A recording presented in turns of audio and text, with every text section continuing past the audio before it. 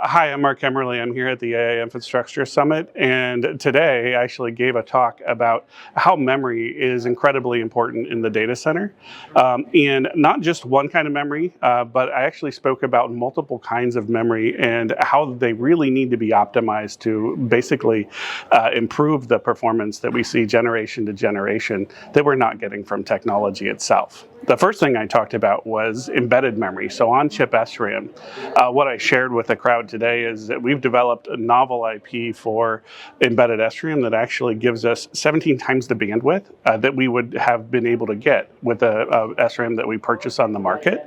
And that's really opening up a whole different architecture for AI accelerators and for compute devices.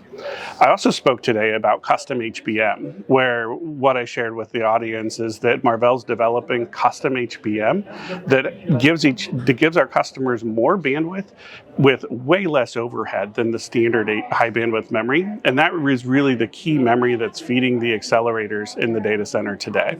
So we've made tremendous improvements on the technology feeding the accelerators themselves.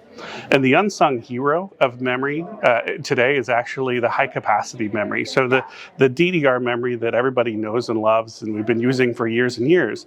And we'll share today that we even need to optimize how we access that memory so that we can provide a lower latency path, much faster access to the memory using actually a memory aggregation device, Santa A, that we developed at Marvell, to reduce the latency to that high capacity memory to a third of what it would be using a standard processor and switch to access that memory. So what I talked about is really how we believe that memory needs to be optimized every step along the way to really accelerate the data center. And I'm very excited about this topic, and I hope to be talking with you more on this as time goes by. Thank you so much. Awesome. Really awesome.